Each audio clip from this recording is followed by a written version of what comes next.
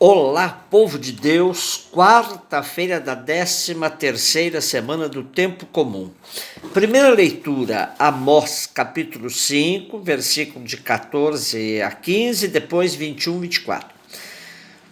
Sem justiça não há culto que agrade a Deus, que o torne presente ao seu povo. Podemos continuar a repetir, ele está no meio de nós, mas sem justiça, ele não está no meio de nós. O culto sem justiça é um culto sem verdade, é mentira, é hipocrisia, que não só não agrada, mas ofende ao Senhor. O problema da sociedade da época do profeta Amós estava enraizado em todas as esferas dos dirigentes.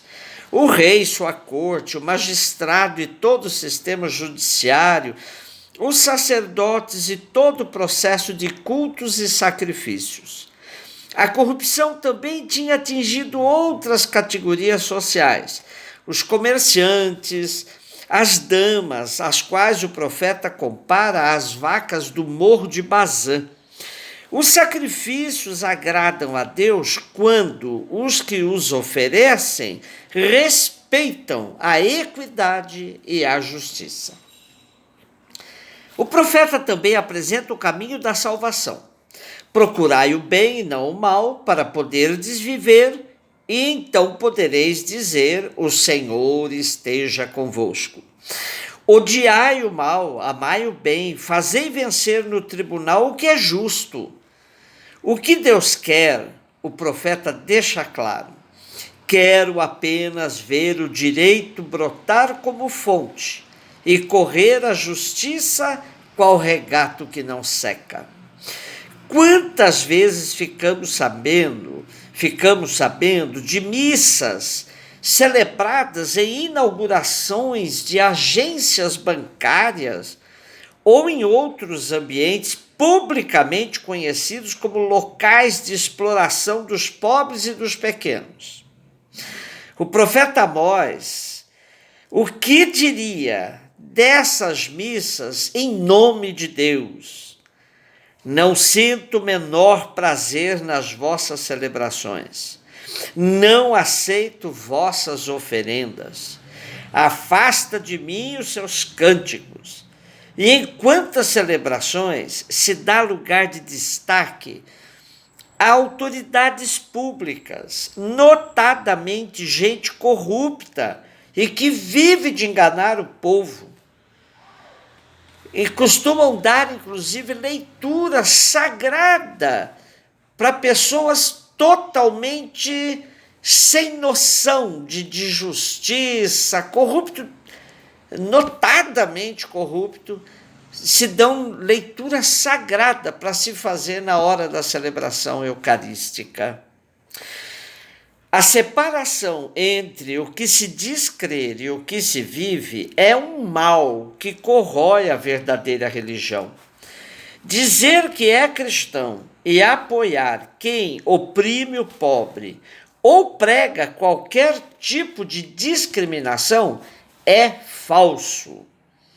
É não levar a sério as consequências de ser seguidor de um preso político acusado de subversão por andar com pobres e pecadores, torturado pelos poderes políticos e religiosos e assassinado na cruz por denunciar as injustiças de seu tempo. Vamos reler o profeta Amós e tirar as conclusões para a nossa prática cristã. No Evangelho, Mateus 28, 34. Depois de acalmar a tempestade, finalmente Jesus e seus discípulos chegam à outra margem do lago, região dos Gadarenos. Comparando com a narrativa de Marcos, percebemos que Mateus dá ao caso dos possessos de Gadara uma versão mais sintética. Aliás, a narrativa da tempestade acalmada também Mateus sintetizou bastante o material que ele usou de Marcos. Com a cena dos possessos, Marcos diz que era só um, Mateus diz que são dois. Marcos entabula um diálogo com o possesso, perguntando-lhe seu nome, e ele diz, fazendo Jesus perguntar por seu nome, e o possesso responde, legião, pois somos muitos. Marcos também diz que a manada de porcos tinha umas 2.000 cabeças. Mateus se limita a dizer que ali havia uma manada com muitos porcos. Na cena de Marcos, o possesso, depois de curado, quer ser discípulo de Jesus, mas Jesus manda-o para sua casa, para sua família, anunciar-lhes o que o Senhor, em sua misericórdia, tinha feito por ele. Porém, a narrativa de Marcos e Mateus são unânimes a dizer que a população de Gadara pediu a Jesus que fosse embora do território deles. Ora, Jesus fez um bem, curando 2 possessos, segundo Mateus.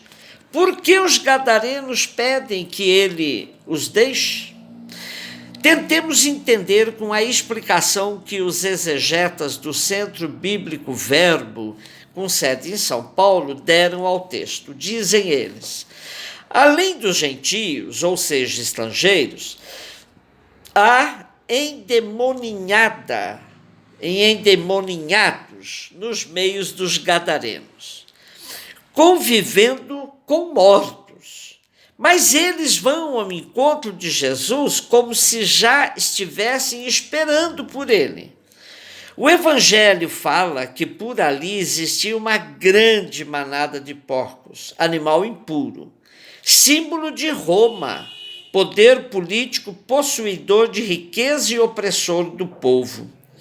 O animal impuro e sua simbologia são o lugar natural dos demônios. Jesus manda que o espírito puro vá para os porcos e estes se atiram no mar. O povo da cidade, ou os donos dos porcos, também estavam cheios do espírito do império. Eles não gostaram da ideia. Para eles era mais importante o dinheiro do que as vidas humanas.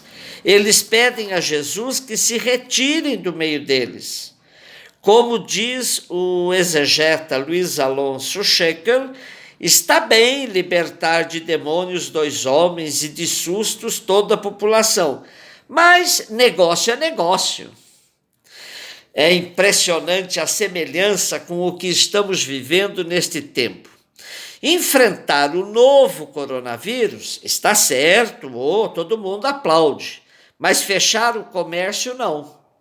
Alguns vão morrer mesmo, não tem jeito, mas parar a economia dá um prejuízo irreparável. Chegamos a um ponto de indiferença com a vida humana que o mercado está acima de tudo e acima de todos. Escutemos o que nos disse sobre isso o Papa João Paulo II. Domina cada vez mais em muitos países americanos um sistema conhecido como neoliberalismo, sistema que é apoiado numa concepção economicista do homem, considera o lucro e as leis de mercado parâmetros absolutos em detrimento da dignidade e do respeito da pessoa e do povo.